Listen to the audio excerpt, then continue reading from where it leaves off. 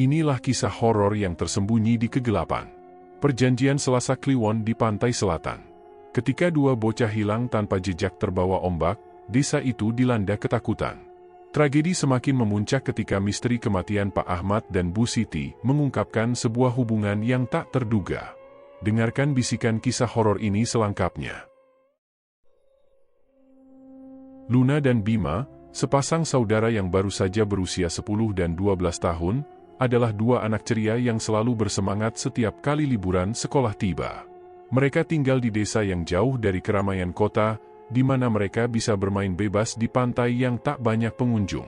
Setiap kali matahari terbit, mereka akan berlari ke pantai, menikmati pasir di antara jari-jari kaki mereka dan membiarkan ombak yang seolah ingin mengajak mereka berenang lebih jauh. Namun, pagi itu berbeda. Sesuatu yang tak terduga terjadi. Luna dan Bima yang biasanya hanya bermain di pinggir pantai, merasa penasaran dengan ombak yang tampak lebih besar dari biasanya. Tanpa rasa takut, mereka berjalan lebih jauh, menantang ombak yang datang menghampiri. Saat itu, langit masih cerah dan matahari bersinar terang, namun ombak yang datang tiba-tiba begitu besar dan deras, menarik tubuh mereka ke dalam laut. Seperti yang sering terjadi, para nelayan di sekitar sana mulai menyadari ada yang tak beres. Beberapa orang yang sedang berjalan di pantai melihat kedua bocah itu terhanyut, namun ombak datang begitu cepat dan deras, seolah tak memberi mereka waktu untuk bertindak. Panggilan minta tolong dari Luna dan Bima semakin memudar di hempas angin dan deburan ombak. Warga desa segera berlarian ke arah laut, namun ombak yang sangat kuat dan kondisi arus yang berbahaya membuat upaya penyelamatan semakin sulit. Tidak ada jejak yang tersisa dari keduanya. Setiap detik berlalu terasa seperti berjam-jam bagi orang-orang yang berusaha mencari, namun apa yang tersisa hanya kesunyian dan rasa kehilangan yang mendalam. Di rumah, orang tua mereka, Bapak Agus dan Ibu Rini, masih berharap anak-anak mereka akan kembali dengan selamat. Namun, harapan itu semakin surut seiring waktu berlalu. Mereka menunggu, merenung, dengan harapan kecil bahwa anak-anak mereka akan muncul di pantai, meski mereka tahu bahwa kemungkinan itu sangat tipis. Di sepanjang hari yang gelap, berita tentang hilangnya Luna dan Bima menyebar dengan cepat ke seluruh desa. Orang-orang mulai berkumpul di sekitar pantai, berharap ada keajaiban. Namun, keajaiban yang mereka harapkan tak kunjung datang. Bahkan para penyelam profesional yang datang dari berbagai daerah pun tidak dapat menemukan jejak kedua bocah itu. Seolah ombak laut yang ganas itu menelan mereka begitu saja. Selama beberapa hari, pencarian terus dilakukan, tetapi hasilnya nihil. Satu-satunya yang tersisa adalah kesedihan yang mendalam dan rasa sakit yang tak terungkapkan oleh orang tua mereka. Kepergian Luna dan Bima meninggalkan luka yang tak akan pernah sembuh. Mereka hilang tanpa bekas, seperti ombak yang datang dan pergi tanpa bisa ditahan. Desa kecil itu kini sepi, tak ada lagi tawa ceria dari bocah-bocah yang bermain di pantai. Setiap kali matahari terbit dan ombak datang, ingatan tentang Luna dan Bima kembali datang, mengingatkan semua orang tentang betapa kuatnya alam, dan betapa rapuhnya kehidupan ini. Pantai selatan yang pernah mereka cintai kini seolah menjadi tempat yang mengerikan, tempat di mana dua jiwa muda terbawa ombak dan hilang dalam keheningan laut yang tak pernah bisa mereka lawan. Setelah beberapa hari pencarian yang sia-sia, hilangnya Luna dan Bima mulai menggugah rasa takut yang mendalam di kalangan masyarakat desa. Kepergian mereka yang begitu mendalam tanpa jejak meninggalkan banyak pertanyaan yang tak terjawab. Apa yang sebenarnya terjadi di balik semua ini? Tidak ada yang bisa menjelaskan secara pasti, namun desas-desus mulai beredar di antara warga desa yang semakin resah. Bagi orang-orang yang sudah lama tinggal di sekitar pantai selatan, cerita-cerita mengenai Nyi Roro Kidul, Sang Ratu Laut Selatan, bukanlah hal yang asing. Legenda tentang sosok gaib yang berkuasa atas lautan sudah lama mengakar dalam budaya Jawa. Mereka yang tinggal di dekat pantai sering mengingatkan anak-anak mereka untuk tidak terlalu jauh bermain di laut, terutama saat ombak datang begitu besar dan ganas. Beberapa orang percaya bahwa ombak yang begitu kuat adalah tanda dari kemarahan Nyi Roro Kidul, yang konon tak segan-segan mengambil jiwa yang terlalu dekat dengan kekuasaannya. Kematian Luna dan Bima memicu kembali cerita-cerita kuno yang dulu dianggap sebagai mitos belaka. Ada yang mulai berbisik bahwa hilangnya kedua bocah itu bukanlah kebetulan, melainkan akibat ulah Nyi Roro Kidul, yang marah karena ada yang mengganggu wilayah kekuasaannya. Bocah itu terlalu dekat dengan laut, ombak besar datang menghamparkan mereka. "Ini adalah peringatan dari Nyi Roro Kidul," ujar seorang nenek yang tinggal di ujung desa. "Jangan pernah melawan kekuatan alam, karena laut adalah miliknya." Masyarakat yang semakin dilanda kecemasan pun mulai mencari jawaban di tempat-tempat yang dianggap sakral. Beberapa warga pergi ke makam leluhur di pinggir pantai untuk berdoa, berharap agar arwah Luna dan Bima diterima dengan tenang dan agar Nyi Roro Kidul tidak marah lebih jauh. Namun, meski mereka berdoa dan membawa sesaji, rasa takut yang menyelimuti desa tak kunjung hilang. Beberapa hari setelah kejadian itu, beberapa orang mengaku melihat sosok yang tidak biasa di sekitar pantai. Ada yang melihat seorang wanita berpakaian hijau panjang, dengan rambut terurai hingga ke laut, berjalan dengan langkah pelan menuju ke arah ombak. Mereka mengatakan, sosok itu memiliki tatapan yang tajam dan misterius, seolah memandang jauh ke dalam hati mereka. Beberapa orang percaya itu adalah Nyi Roro Kidul, yang datang untuk menuntut janji dari laut. Masyarakat yang semakin dilanda kecemasan pun mulai mencari jawaban di tempat-tempat yang dianggap sakral. Beberapa warga pergi ke makam leluhur di pinggir pantai untuk berdoa, berharap agar arwah Luna dan Bima diterima dengan tenang dan agar Nyi Roro Kidul tidak marah lebih jauh. Namun, meski mereka berdoa dan membawa sesaji, rasa takut yang menyelimuti desa tak kunjung hilang. Beberapa hari setelah kejadian itu, beberapa orang mengaku melihat sosok yang tidak biasa di sekitar pantai. Ada yang melihat seorang wanita berpakaian hijau panjang, dengan rambut terurai hingga ke laut, berjalan dengan langkah pelan menuju ke arah ombak. Mereka mengatakan, sosok itu memiliki tatapan yang tajam dan misterius, seolah memandang jauh ke dalam hati mereka. Beberapa orang percaya itu adalah Nyi Roro Kidul, yang datang untuk menuntut janji dari laut.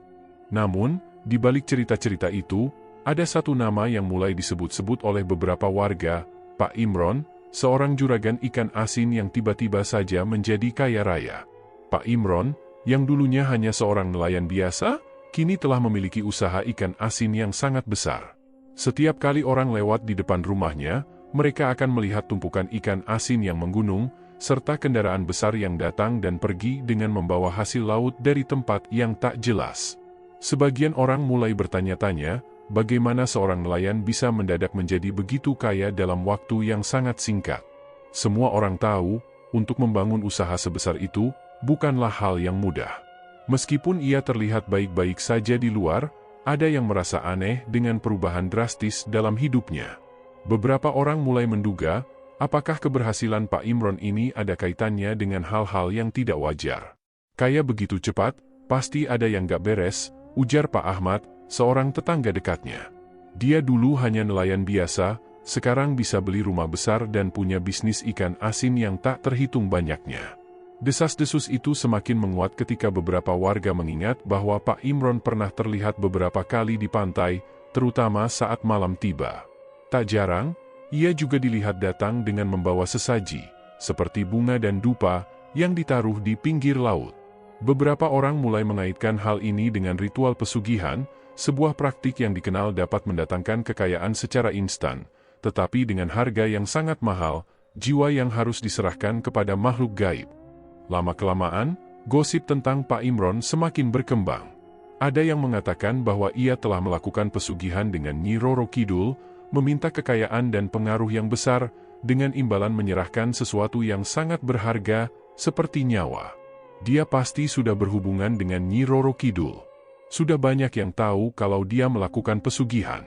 Kaya mendadak dan bisa membeli segala yang dia mau, kata Bu Siti, seorang ibu yang cukup mengenal Pak Imron. Kecurigaan ini semakin diperkuat dengan hilangnya Luna dan Bima. Beberapa warga menghubungkan kematian anak-anak itu dengan apa yang terjadi pada Pak Imron. Mereka percaya bahwa korban yang tak berdosa, seperti kedua bocah itu, menjadi tumbal untuk memenuhi perjanjian gelap dengan Sang Ratu Laut Selatan. Itu pasti salah satu akibat dari pesugihan Pak Imron. Nyi Roro Kidul menuntut korban, dan anak-anak itu kebetulan menjadi sasaran, kata Pak Jono, seorang tetua desa yang sering mengingatkan warga untuk berhati-hati. Pak Imron, yang semula tampak tenang, kini mulai merasakan tekanan dari bisikan-bisikan di desa.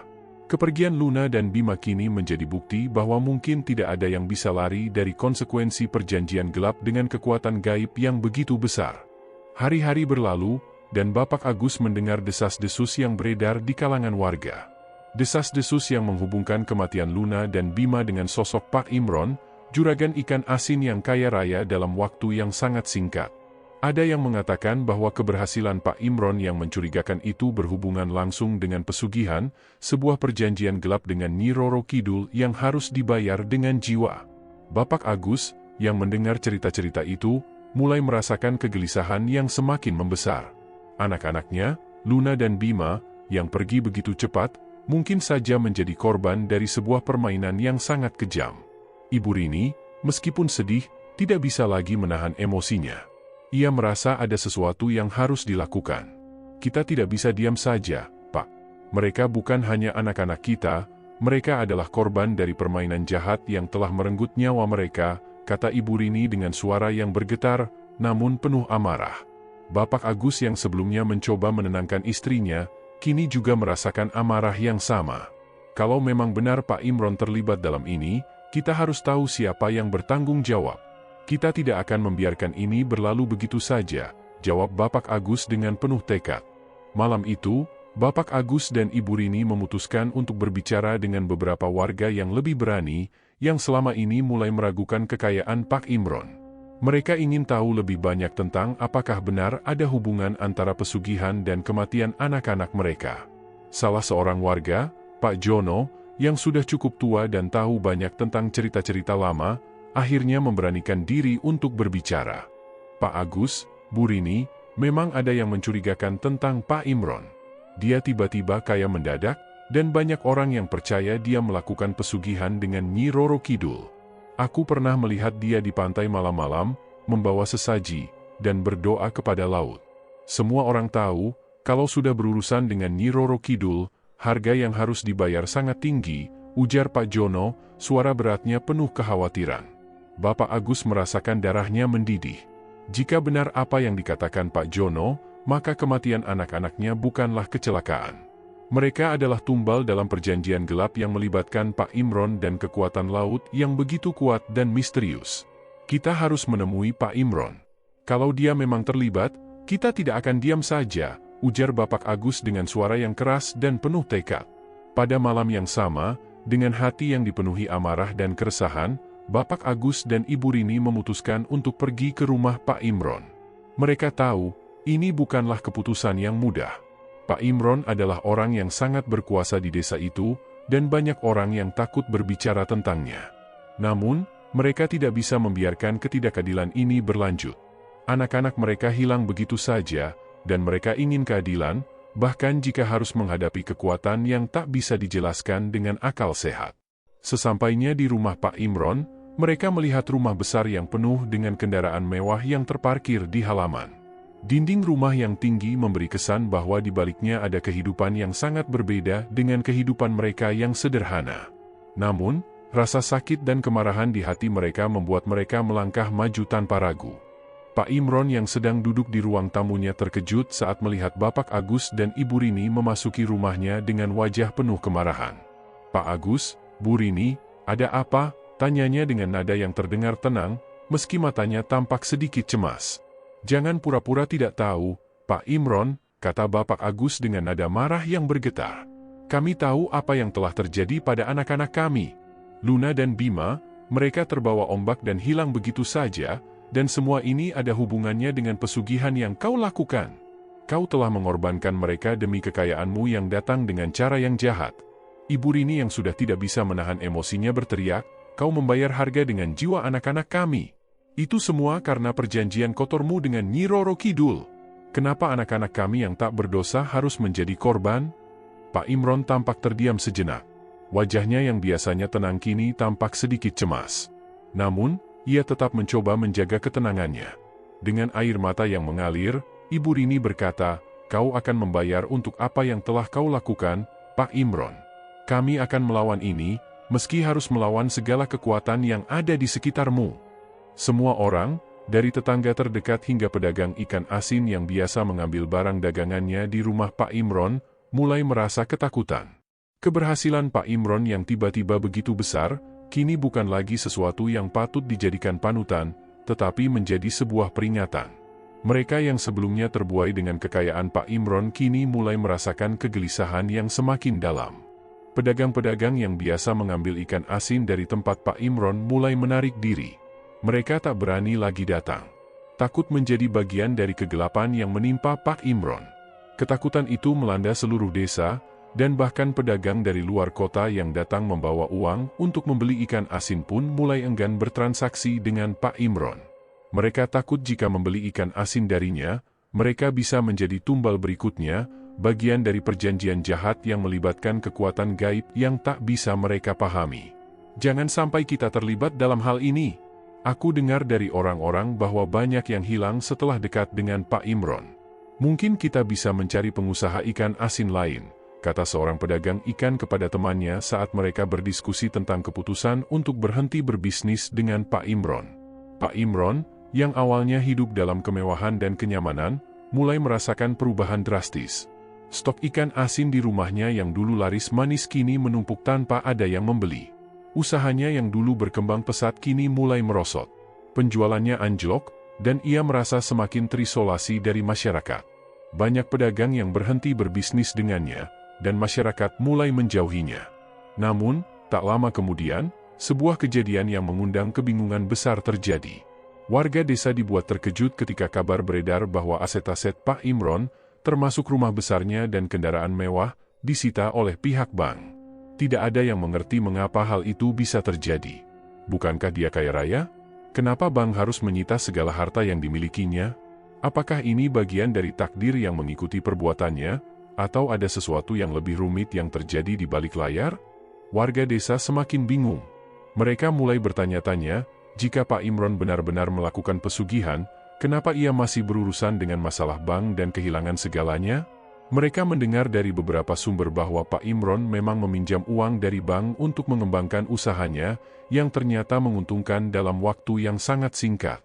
Jadi, apakah benar ia melakukan pesugihan, ataukah semuanya hanya karena pinjaman yang tak bisa ia bayar? Namun, kejadian aneh yang terjadi beberapa hari setelah itu semakin menambah misteri. Kabar datang dari pantai, dan kali ini benar-benar membuat warga takut. Pak Ahmad, salah satu warga desa yang dikenal sangat baik hati, ditemukan tewas dalam keadaan mengenaskan. Tubuhnya tergeletak di dekat bibir pantai, dengan tubuhnya dililit ular besar. Kejadian ini terjadi di malam hari, dan tidak ada yang tahu bagaimana atau mengapa ia bisa berada di sana, apalagi terjerat oleh ular besar tersebut. Warga desa pun mulai melakukan penyelidikan mereka sendiri, mencoba mencari tahu siapa yang sebenarnya bertanggung jawab atas semua kejadian aneh ini.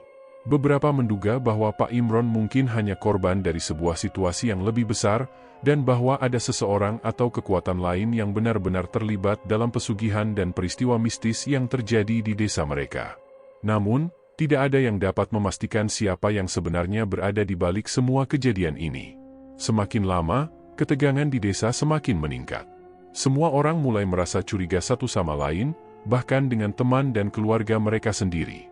Perasaan takut terhadap kekuatan gaib yang mungkin ada di sekitar mereka semakin menguat.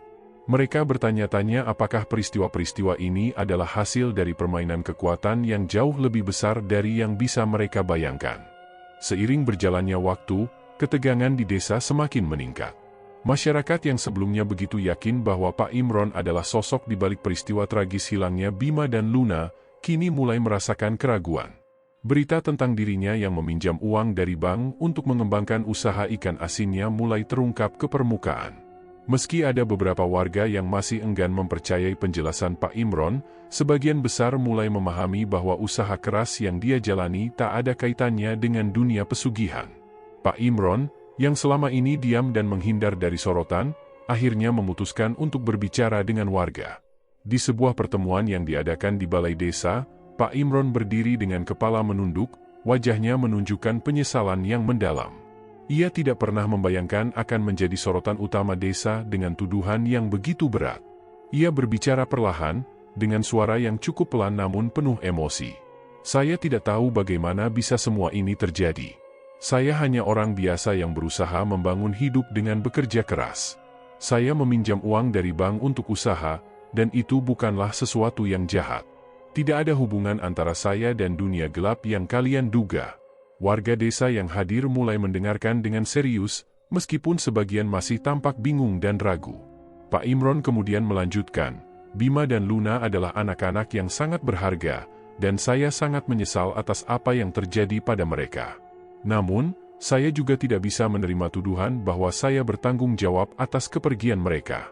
Saya bukan pelaku di balik itu semua. Beberapa warga mulai membuka mata mereka. Mereka yang selama ini hanya mendengar rumor dan bisik-bisik mulai merasakan bahwa mungkin mereka telah salah dalam menilai Pak Imron.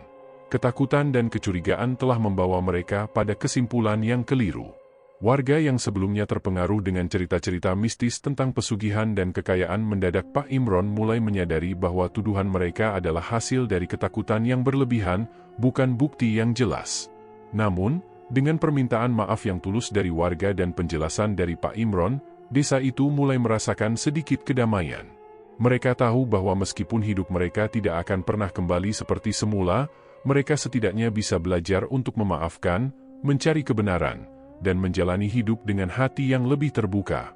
Setelah pertemuan yang membuka mata itu, Pak Imron memutuskan untuk memulai hidup barunya dari nol.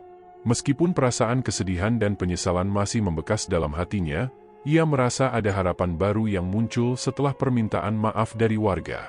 Pak Imron memulai hari-harinya dengan penuh tekad. Semua yang ia miliki sebelumnya, rumah besar, mobil mewah, dan usaha ikan asin yang sukses, semua itu telah disita oleh bank. Pinjaman yang ia ambil untuk memperbesar usaha ikan asinnya ternyata jauh lebih besar dari yang ia bayangkan, dan akhirnya, masalah keuangan membuatnya kehilangan segalanya. Namun, meskipun ia kehilangan hartanya, Pak Imron tidak kehilangan semangat. Dengan tabungan yang tersisa, Pak Imron memulai usaha kecil-kecilan di pasar desa. Ia menjual ikan asin dan hasil laut lainnya, namun kali ini dengan cara yang lebih sederhana dan tanpa bantuan pinjaman besar dari bank. Dia bekerja keras setiap hari, menjaga kualitas produknya dan melayani pelanggan dengan penuh perhatian. Meskipun tidak secepat dulu, ia merasa bahwa usaha ini lebih dekat dengan apa yang seharusnya ia jalani, jauh dari segala bentuk utang dan pesugihan. Hari demi hari, desa itu kembali menjadi tempat yang lebih tenang, meskipun bayang-bayang kehilangan Bima Luna dan Pak Ahmad masih ada di hati banyak orang. Pak Imron menjadi contoh nyata bahwa meskipun hidup memberikan cobaan berat, selalu ada jalan untuk memulai lagi dari nol, dan tidak ada yang lebih penting daripada menemukan kedamaian dalam hati dan menjalani hidup dengan lebih bijak. Setelah beberapa waktu berlalu, kehidupan di desa mulai kembali tenang. Pak Imron yang sedang berusaha keras membangun hidupnya dari nol perlahan mulai diterima kembali oleh warga. Namun, ketenangan itu ternyata tidak bertahan lama. Sebuah teror baru kembali menyelimuti desa ketika istri almarhum Pak Ahmad, Bu Siti, mulai berbicara tentang hal yang mengejutkan. Di hadapan warga desa, Bu Siti dengan suara bergetar mulai menceritakan kisah yang selama ini tidak pernah terungkap. Saya ingin menceritakan kebenaran yang sebenarnya. Saya tidak tahan lagi dengan kebohongan yang sudah terlalu jauh. Semua yang terjadi dengan Pak Imron, tuduhan pesugihan itu semua adalah fitnah yang dibuat oleh suami saya, Pak Ahmad, katanya, dengan air mata yang mulai mengalir di pipinya. Warga desa yang hadir terkejut dan tak bisa berkata-kata. Mereka tidak menyangka bahwa kebenaran yang selama ini tersembunyi bisa begitu menyakitkan. Bu Siti melanjutkan, Pak Ahmad tidak pernah melakukan apapun dari dirinya sendiri. Dia hanya seorang alat dalam permainan licik Pak Agus. Pak Agus yang menyuruh suami saya untuk memfitnah Pak Imron. Mereka ingin menghancurkan usaha Pak Imron yang semakin berkembang, karena mereka merasa terancam. Tuduhan yang begitu berat dan mengejutkan itu membuat suasana menjadi hening sejenak. Beberapa warga yang sebelumnya terpengaruh oleh cerita fitnah mulai terhenyak dan bingung. Mereka yang mendengar tuduhan itu mulai memikirkan kembali apa yang terjadi dan apa yang sudah mereka percayai selama ini. Namun, yang membuat semuanya semakin mengerikan adalah pengkhianatan yang lebih dalam lagi. Bu Siti dengan suara penuh penyesalan mengungkapkan lebih lanjut. Pak Agus tidak hanya menggunakan Pak Ahmad sebagai alat untuk menghancurkan Pak Imron, dia juga memiliki niat lain yang lebih jahat. Bukannya diberi imbalan atas jasanya, Pak Ahmad justru dijadikan tumbal oleh Pak Agus. Setelah Pak Ahmad melakukan tugasnya untuk menyebarkan fitnah tentang Pak Imron, Pak Agus mengkhianatinya. Dia tidak memberi Pak Ahmad uang seperti yang dijanjikan, malah mengorbankannya untuk memenuhi keinginannya yang lebih gelap. Warga desa mulai saling berpandangan, semakin terkejut dan tidak percaya dengan pengkhianatan yang diungkapkan oleh Bu Siti. "Pak Agus mengorbankan suami saya," kata Bu Siti dengan suara gemetar. "Ya, Pak Agus lah yang menyebabkan kematian Pak Ahmad. Dia menyingkirkan Pak Ahmad setelah tugasnya selesai. Suami saya dibunuh, diambil nyawanya, untuk memenuhi keserakahan Pak Agus. Setelah suami saya mati, semua janji manis itu lenyap begitu saja." Bu Siti tidak bisa menahan rasa sakitnya. "Saya hanya ingin mengungkapkan kebenaran ini, karena saya tahu Pak Imron tidak bersalah. Saya tidak bisa membiarkan orang yang saya cintai dijadikan tumbal tanpa ada yang tahu. Saya harap semua orang mengerti bahwa selama ini, kami telah menjadi bagian dari permainan jahat Pak Agus." Setelah pengakuan Bu Siti itu, suasana menjadi sangat kacau. Warga desa yang selama ini merasa curiga dan ketakutan mulai merasa bersalah karena telah ikut terjebak dalam permainan fitnah tersebut. Beberapa dari mereka merasa marah dan kecewa, merasa telah terpedaya oleh cerita palsu yang selama ini mereka dengar.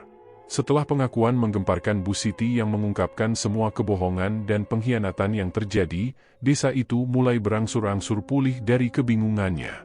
Warga yang sebelumnya terpecah oleh fitnah kini mulai merasa bahwa mereka bisa melangkah maju, meskipun banyak luka yang masih terasa. Pak Imron pun perlahan mulai memperbaiki hidupnya yang hancur akibat tuduhan pesugihan yang tidak benar. Namun, kebahagiaan dan ketenangan yang sempat kembali merebak di desa itu, segera ternoda dengan sebuah kejadian yang tidak terduga. Sebulan setelah Bu Siti membuka mulut tentang kebenaran yang tersembunyi, sebuah peristiwa yang mengerikan terjadi, dan kali ini, bukan hanya warga desa yang dikejutkan, tetapi seluruh kawasan sekitar. Pada malam yang penuh kesunyian, saat udara terasa berat dan sepi, tubuh Bu Siti ditemukan tergeletak di bibir pantai, tepat seperti yang dialami oleh suaminya, Pak Ahmad. Ketika jasad Bu Siti ditemukan, ia berada dalam posisi yang sangat mirip dengan kematian Pak Ahmad. Tubuhnya dililit oleh ular besar, dan terlihat jelas bahwa ia telah meninggal dengan cara yang sangat tragis. Desas-desus segera menyebar dengan cepat, mengingatkan warga desa akan tragedi yang menimpa Pak Ahmad beberapa waktu sebelumnya. Kengerian menyelimuti hati warga desa. Mereka yang sebelumnya percaya bahwa semuanya sudah selesai, sekarang mulai merasa ketakutan yang luar biasa. Mereka tak bisa menghindari pertanyaan besar yang muncul di benak mereka. Apakah ini sebuah kebetulan? Ataukah ada kekuatan yang lebih besar yang masih mengintai desa ini? Keanehan ini semakin memperkuat keyakinan warga bahwa ada kekuatan gaib yang berperan di balik semua peristiwa ini. Mereka mulai berbicara tentang Nyi Roro Kidul, sosok yang telah lama dikenal dalam cerita rakyat sebagai penguasa Laut Selatan, yang dipercaya memiliki kekuatan untuk mengendalikan alam dan manusia. Banyak yang menganggap bahwa kematian Bu Siti adalah akibat dari sebuah kutukan, sebuah pembalasan karena mengungkapkan kebenaran yang seharusnya tetap tersembunyi. Kematian Bima dan Luna, Pak Ahmad, dan Bu Siti semakin mengarah pada kesimpulan yang mengerikan. Warga desa mulai menyadari bahwa semuanya bukanlah kebetulan, tetapi sebuah rangkaian kejadian yang terencana dengan sangat jahat. Tumbal-tumbal yang jatuh satu persatu, Bima, Luna, Pak Ahmad, hingga Bu Siti, semuanya ternyata memiliki satu benang merah. Mereka adalah korban yang harus dikorbankan termasuk anaknya Bima dan Luna dalam permainan gelap Pak Agus. Pak Agus, yang selama ini terlihat sebagai sosok yang terhormat dan berpengaruh, ternyata tidak sebersih yang dipikirkan banyak orang. Ia mengorbankan nyawa orang-orang di sekitarnya untuk mencapai ambisi besar yang tersembunyi di balik kesuksesan yang diraihnya. Semua yang terjadi, kematian yang tragis, fitnah yang tersebar, dan ketakutan yang melanda desa, ternyata adalah bagian dari rencananya untuk memperoleh kekayaan yang tak terkendali. Setelah semua peristiwa mengerikan dan misteri yang menghantui desa itu, akhirnya ada satu warga yang merasa tak bisa tinggal diam. Warga yang merasa terdesak oleh ketakutan yang semakin mencekam, memutuskan untuk mencari jalan keluar. Ia tahu, jika mereka ingin mengakhiri teror yang datang tanpa henti, maka mereka harus meminta bantuan dari seseorang yang memiliki kekuatan spiritual yang lebih besar. Ia mendengar tentang seorang kiai yang sangat dihormati di kota sebelah, Kiai Karso. Kiai Karso dikenal memiliki kekuatan doa yang luar biasa, dan mampu mengusir kekuatan jahat yang mengancam ketentraman hidup masyarakat. Kiai ini sudah lama dikenal sebagai seseorang yang bisa membantu orang-orang dalam kesulitan spiritual, baik itu masalah gangguan makhluk halus atau masalah lainnya yang berhubungan dengan kekuatan gaib. Warga itu segera bergegas ke kota sebelah, menyusuri jalan yang jauh dan penuh rintangan untuk menemui Kiai Karso. Di sepanjang perjalanan, hatinya diliputi rasa cemas, khawatir apakah Kiai Karso bisa membantu mereka ataukah teror ini akan terus berlanjut. Ia tahu bahwa mereka tidak bisa terus hidup dalam ketakutan seperti ini, dan sudah waktunya mereka melakukan sesuatu yang lebih besar untuk mengakhiri semua tragedi yang menimpa desa mereka. Sesampainya di kota sebelah, warga itu segera menuju rumah Kiai Karso yang berada di pinggir desa. Rumah itu sederhana, tetapi memiliki aura yang sangat berbeda dibandingkan dengan rumah lainnya. Di sana, di depan rumah Kiai Karso, tampak seorang penjaga yang mempersilakan warga itu masuk. Begitu memasuki ruang tamu rumah Kiai Karso, warga itu langsung menyampaikan niatnya. "Kiai, kami datang untuk meminta pertolongan. Desa kami dihantui oleh sebuah kutukan, dan kami percaya bahwa ini semua adalah akibat dari perbuatan jahat yang dilakukan oleh Pak Agus.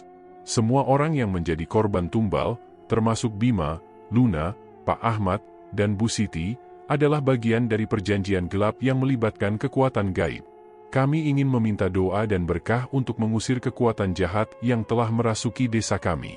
Kiai Karso mendengarkan dengan seksama, matanya yang tajam menatap warga itu penuh perhatian. Setelah beberapa detik hening, Kiai Karso berkata dengan suara yang lembut namun penuh wibawa, "Apa yang kamu katakan itu memang benar. Kekuasaan gaib yang besar sedang mengintai desa kalian. Jika benar Pak Agus terlibat dalam perjanjian gelap, maka sangat mungkin ia telah membuka pintu bagi kekuatan jahat untuk masuk. Tapi ingatlah, setiap doa yang dipanjatkan harus tulus dan disertai dengan keyakinan. Kekuatan gaib tidak akan pergi dengan begitu saja, jika kalian hanya sekadar berharap tanpa perjuangan." Kiai Karso kemudian meminta waktu untuk mempersiapkan doa yang akan digunakan untuk menyucikan desa itu. Ia meminta warga tersebut untuk kembali ke desa, dan dalam waktu beberapa hari ia akan datang untuk melakukan ritual besar. Warga itu merasa sedikit lega mendengar jawaban Kiai Karso. Ia segera kembali ke desa, membawa harapan bahwa bantuan dari Kiai yang terkenal itu akan membawa perubahan. Sementara itu, di dalam rumah Kiai Karso, sang Kiai mempersiapkan segala sesuatu dengan penuh perhatian, menggali doa-doa yang kuat, dan meminta petunjuk kepada Tuhan untuk bisa mengatasi kekuatan jahat yang menguasai desa tersebut. Beberapa hari kemudian, Kiai Karso tiba di desa yang penuh dengan ketakutan itu. Warga desa menyambut kedatangannya dengan rasa penuh harap. Para penduduk pun berkumpul di alun-alun desa, tempat yang menjadi titik pusat desa mereka. Kiai Karso memulai ritual dengan khusyuk, membacakan doa-doa yang begitu dalam maknanya, memohon agar desa itu dibersihkan dari segala kekuatan jahat. "Ya Allah, kami mohon dengan tulus hati, jauhkanlah kami dari segala malapetaka, teror, dan keburukan yang datang dari kekuatan yang tidak tampak. Lindungilah kami dari mereka yang menzalimi dan merusak hidup kami. Semoga seluruh jiwa yang telah menjadi korban tumbal, seperti Bima, Luna, Pak Ahmad, dan Bu Siti, mendapat ketenangan dan kedamaian di sisi MU," ucap Kiai Karso, suara penuh keteguhan dan keyakinan.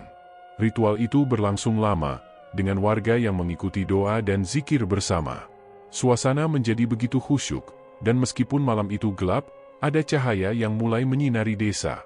Seolah-olah, ada angin sejuk yang mengusir panas dan ketakutan yang menyelimuti desa. Namun, saat Kiai Karso mulai memasuki tahap akhir ritual, suasana tiba-tiba berubah. Angin di sekitar desa bertiup lebih kencang, dan suara-suara aneh terdengar di udara. Warga mulai merasa cemas, tetapi Kiai Karso tetap teguh. Ia tahu, kekuatan besar yang ingin dihancurkan sedang berusaha mempertahankan cengkeramannya. Dengan semakin kuatnya doa dan zikir yang diucapkan, kedamaian mulai terasa kembali. Setelah beberapa jam, Kiai Karso selesai melaksanakan ritual dan berdoa dengan penuh harapan agar desa itu terlepas dari kutukan. "Ingatlah, kalian harus menjaga keimanan, menjaga kebersihan hati, dan terus berdoa. Jangan biarkan keburukan itu kembali. Kekuatan jahat ini mungkin belum sepenuhnya pergi, tetapi doa yang tulus ini adalah awal dari perubahan yang besar," kata Kiai Karso. Keesokan harinya, seluruh warga desa merasa ada sesuatu yang berbeda. Ketegangan yang sebelumnya mencekam, mulai mereda. Teror yang datang bertubi-tubi tampak mulai menghilang. Tak ada lagi suara-suara aneh yang terdengar di malam hari, dan tidak ada lagi kematian yang datang begitu tragis. Meski begitu, warga desa tahu bahwa mereka harus tetap waspada dan menjaga kedamaian yang telah diberikan oleh kekuatan spiritual yang besar itu. Pak Imron, yang juga hadir dalam ritual tersebut, merasa beban di hatinya sedikit berkurang. Walaupun ia tahu perjuangan belum sepenuhnya selesai, setidaknya kini ada harapan baru.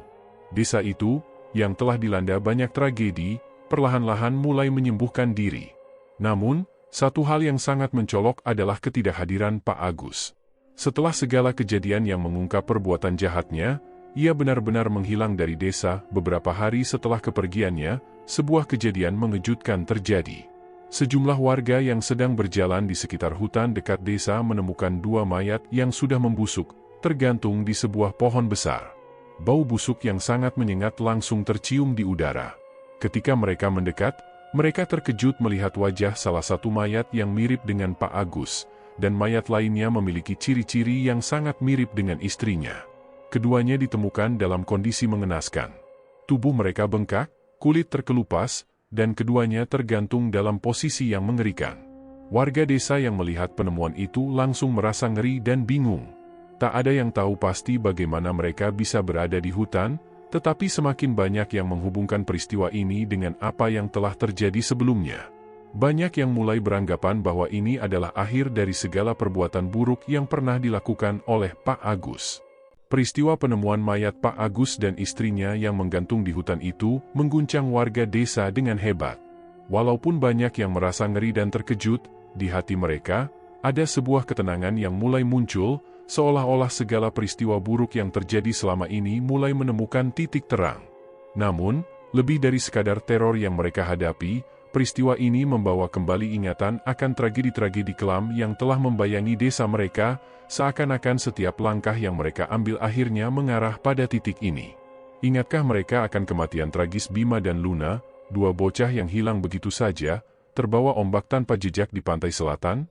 Warga masih teringat jelas betapa hiruk-pikuk ketakutan dan kebingungan melanda desa setelah kepergian kedua anak itu.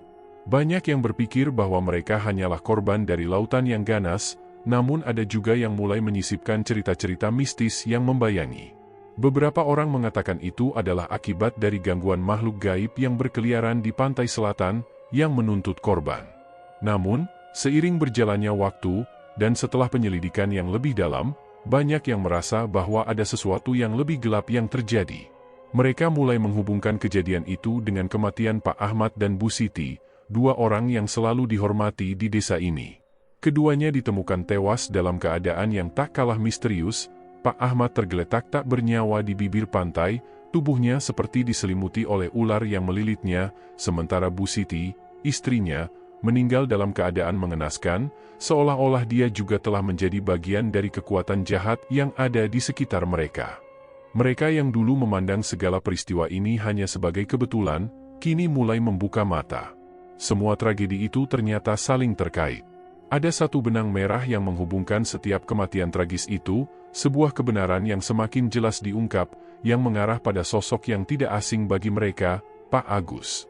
Pak Agus, seorang juragan ikan asin yang dikenal kaya raya dan berpengaruh, ternyata tidak hanya berhasil meraih kekayaan dengan cara yang licik. Di balik kesuksesannya, ada sebuah rahasia kelam yang disembunyikan dari warga desa. Ia terjerat dalam dunia pesugihan yang gelap, sebuah jalan pintas untuk meraih kemewahan yang akhirnya menghancurkan semuanya. Keberhasilannya yang begitu cepat dan luar biasa membuat banyak orang merasa curiga. Namun, siapa yang bisa membayangkan bahwa ia begitu jauh terjerumus dalam dunia gelap itu? Masyarakat, yang awalnya hanya memandang Pak Agus sebagai sosok yang sukses, kini terbelalak ketika kenyataan terungkap.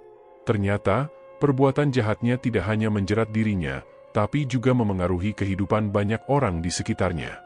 Bima dan Luna hanyalah dua dari sekian banyak korban yang jatuh akibat keserakahan dan ambisinya.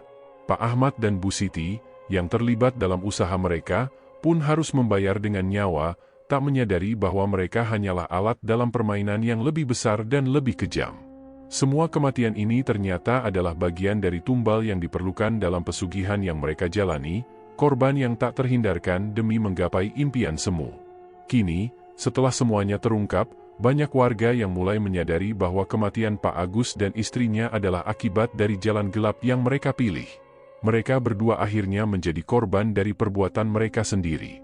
Ketika seseorang memilih untuk menempuh jalan yang penuh dengan tipu daya dan pengorbanan, tak ada yang bisa menghindari konsekuensinya. Kematian mereka, yang juga begitu mengenaskan, seolah menjadi titik akhir dari segala perbuatan jahat yang telah mereka lakukan. Sungguh ironis, bahwa keinginan untuk meraih kekayaan dan kekuasaan dengan cara yang salah justru membawa pada kehancuran yang tak terelakkan. Desa yang dulu dipenuhi rasa takut kini mulai terasa lebih tenang. Meskipun masih ada rasa khawatir yang belum sepenuhnya hilang, warga desa merasa bahwa setidaknya kebenaran telah terungkap. Namun, ada satu hal yang tetap mereka sadari, segala perbuatan buruk, meskipun dilakukan dengan perhitungan yang matang, akan tetap membawa akibat yang tidak terhindarkan. Kematian Pak Agus dan istrinya seolah menjadi peringatan bagi semua orang di desa itu untuk lebih berhati-hati dalam setiap langkah yang mereka ambil, agar tidak terjerumus pada jalan yang salah.